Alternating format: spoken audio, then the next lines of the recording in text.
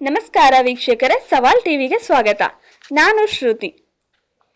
ಇಂದಿನ ನಮ್ಮ ಧಾರ್ಮಿಕ ವಿಷಯ ಬಾಳೆ ಎಲೆಯ ಮಹತ್ವ. ಹಿಂದೂ ಸಂಪ್ರದಾಯದಲ್ಲಿ ಬಾಳೆ ಎಲೆ ಊಟವನ್ನು ಅತ್ಯಂತ ಶ್ರೇಷ್ಠವೆಂದು ಪರಿಗಣಿಸಲಾಗುತ್ತದೆ.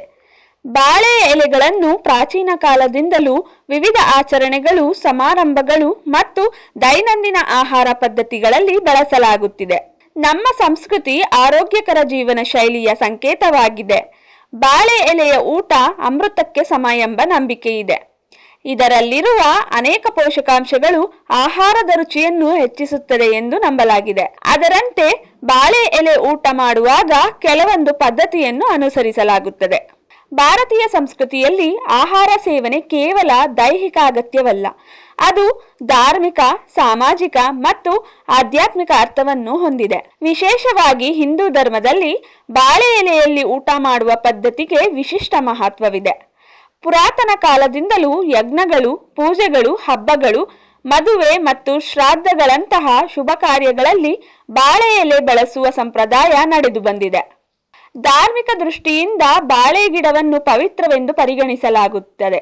ಲಕ್ಷ್ಮೀ ದೇವಿಯ ಸಂಕೇತವಾಗಿ ಬಾಳೆ ಗಿಡವನ್ನು ನೋಡಲಾಗುತ್ತದೆ ಎಂಬ ನಂಬಿಕೆ ಇದೆ. ಬಾಳೆ ಎಲೆಯಲ್ಲಿ ಊಟ ಮಾಡುವುದರಿಂದ ಶುದ್ಧತೆ ಮತ್ತು ಸಾತ್ವಿಕತೆ ಹೆಚ್ಚುತ್ತದೆ ಎಂದು ಶಾಸ್ತ್ರಗಳು ಹೇಳುತ್ತವೆ. ಎಲೆ ಪ್ರಕೃತಿಯ ದತ್ತಿ ಆಗಿರುವುದರಿಂದ ಅದರಲ್ಲಿ ಆಹಾರ ಸೇವಿಸುವುದು ಪಂಚಭೂತಗಳೊಂದಿಗೆ ಹೊಂದಾಣಿಕೆಯನ್ನು ಸೂಚಿಸುತ್ತದೆ. ಸಾಮಾಜಿಕ ಅರ್ಥದಲ್ಲಿಯೂ ಬಾಳೆ ಎಲೆಯಲ್ಲಿ ಊಟವು ಸಮಾನತೆಯ ಸಂಕೇತವಾಗಿದೆ. ಎಲ್ಲರೂ ನೆಲದಲ್ಲಿ ಕುಳಿತು ಒಂದೇ ರೀತಿಯ ಎಲೆಯಲ್ಲಿ ಊಟ ಮಾಡುವುದರಿಂದ ಜಾತಿ, ವರ್ಗ ಭೇದವಿಲ್ಲದೆ ಸಮಾನ ಭಾವನೆ ವ್ಯಕ್ತವಾಗುತ್ತದೆ. ಇದು ವಿನಯ, ಶಿಸ್ತು ಮತ್ತು ಒಗ್ಗಟ್ಟನ್ನು ಬೆಳೆಸುತ್ತದೆ. ಪರಿಸರದ ದೃಷ್ಟಿಯಿಂದ ಬಾಳೆ ಎಲೆ ಸಂಪೂರ್ಣವಾಗಿ ಜೈವಿಕವಾಗಿ ನಾಶವಾಗುವ ವಸ್ತುವಾಗಿದೆ. ಇದನ್ನು ಬಳಸಿದ ನಂತರ ಪರಿಸರಕ್ಕೆ ಯಾವುದೇ ಹಾನಿಯಾಗುವುದಿಲ್ಲ. ಆದ್ದರಿಂದ ಪ್ರಕೃತಿಯೊಂದಿಗೆ ಸಹಜ ಜೀವನ ನಡೆಸುವ ಹಿಂದೂ ತತ್ವವನ್ನು ಇದು ಪ್ರತಿಬಿಂಬಿಸುತ್ತದೆ. ಬಾಳೆ ಎಲೆಯಲ್ಲಿ ಊಟ ಮಾಡುವ ಸಂಪ್ರದಾಯವು ಹಿಂದೂ ಧರ್ಮದ ಆಳವಾದ ತತ್ವಗಳು ಮತ್ತು ಜೀವನ ಮೌಲ್ಯಗಳನ್ನು ಪ್ರತಿಬಿಂಬಿಸುತ್ತದೆ.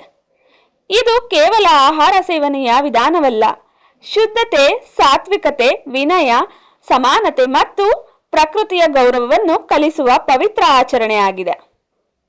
ಆರೋಗ್ಯಕ್ಕೆ ಲಾಭಕರವಾಗಿರುವುದರ ಜೊತೆಗೆ ಪರಿಸರ ಸಂರಕ್ಷಣೆಯ ಸಂದೇಶವನ್ನು ನೀಡುತ್ತದೆ. ಇಂತಹ ಧಾರ್ಮಿಕ ಹಾಗೂ ಸಾಂಸ್ಕೃತಿಕ ಪರಂಪರೆಗಳು ಸಂರಕ್ಷಿಸಿ ಮುಂದಿನ ಪೀಳಿಗೆಗೆ ತಲುಪಿಸುವುದು ನಮ್ಮೆಲ್ಲರ ಹೊಣೆಗಾರಿಕೆಯಾಗಿದೆ. ಹೀಗೆ ಹೆಚ್ಚಿನ ವಿಡಿಯೋಗಳಿಗಾಗಿ ಸವಾಲ್ ಟಿವಿಯನ್ನು ಸಬ್ಸ್ಕ್ರೈಬ್ ಮಾಡಿ. ಈ ವಿಡಿಯೋ ಇಷ್ಟವಾಗಿದ್ದಲ್ಲಿ ಲೈಕ್ ಮಾಡಿ, ಶೇರ್ ಮಾಡಿ. ನಿಮ್ಮ ಅನಿಸಿಕೆಗಳನ್ನು ಕಮೆಂಟ್ನ ಮೂಲಕ ತಿಳಿಸಿ.